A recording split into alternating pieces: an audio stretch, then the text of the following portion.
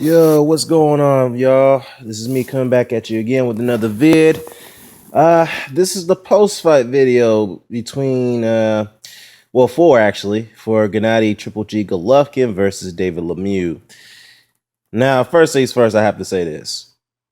It was not what I expected from David Lemieux's performance, obviously, but it was a dominant and masterful performance by Gennady Golovkin. Oh my God, I was just so impressed by the way he fought that night against last night against Lemieux, because everyone expected him to go all out, come forward, throw swinging shots and hooks left and right.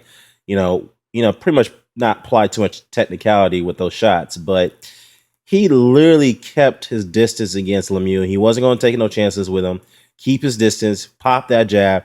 That way you can disrupt his timing and whatnot. And there was times in that fight where, Golovkin was stuffing that jab in Lemieux's face to the point that he got intimidated. He was moving backwards. He just didn't know what to do. He couldn't find a way to disrupt it. And there was one point in that fight where Golovkin threw a monstrous left hook. I think it was the fourth round, I believe.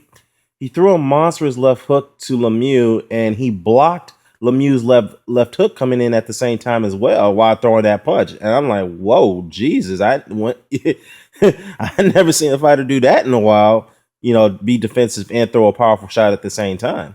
I mean, I have to be impressed. The man had incredible footwork. He didn't back off on Lemieux. He kept pressure on him, and he boxed, and he kept his jab, kept his distance, and created some shots, from distance standpoint. I just couldn't find any flaws, anything I could say negative about what Golovkin could have done, to help enhance his performance. But Jesus Christ, what I saw last night, I think he proved a lot of naysayers wrong that, oh, he's just a come forward fighter. He's just a pressure fighter. He doesn't have any versatility or skills. Let me tell you guys something. You don't go 345 wins and 5 losses in the amateurs and not know how to box, okay? Golovkin's been in there with all those guys. He's been in there with Quillin. I think he's been in there with Kovalev, I believe. And of course, Lucien Boutte, who he clearly knocked him out badly in the amateurs. There's a videotape of that. Take a look at it. I mean, you cannot go 345 wins and 5 losses in the amateurs and not know how to box, okay? This man knows how to box, all right? And he sold out the Garden. About 22,000 people were there, and the atmosphere was amazing. A lot of celebrities were there, too. So all I got to say is this. Peter Quillin, Daniel Jacobs, Miguel Cotto, Canelo Alvarez, Chris Eubank, Andy Lee, and Billy Joe Saunders, all those guys. I just can't see any of them beating Golovkin at this point. I can't see it. It's pretty much he's going to steamroll the entire middleweight division. And I also predict that some of those guys are going to move up to avoid him. Not to take a challenge with him. Because the way he dismantled Lemieux, who was, by the way, a good champion, it just, I'm seeing all the hateful comments coming in right now at this point on Golovkin. Some people are saying, "Oh, I wasn't impressed.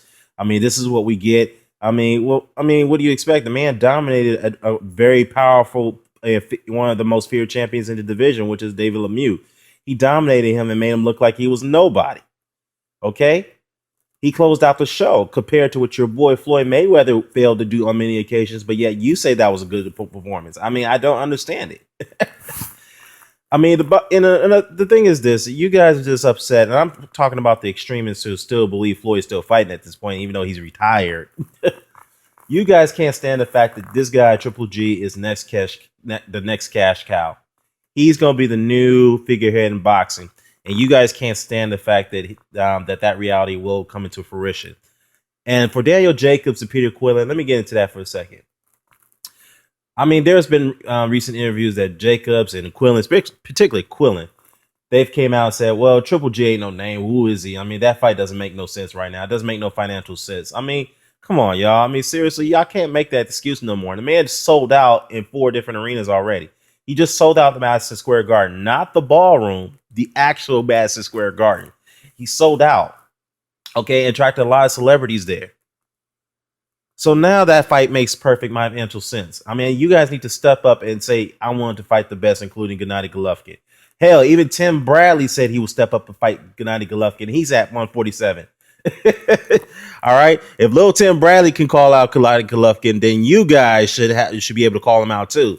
Now, I love Tim Bradley, but I obviously that's a complete mismatch, and Tim would get smoked. But hey, I mean, he's proved out as before, so I mean that would be an interesting fight if it ever get made. But I just don't see that happening. Drop a comment below. Let me know what you think. Signing off. Peace.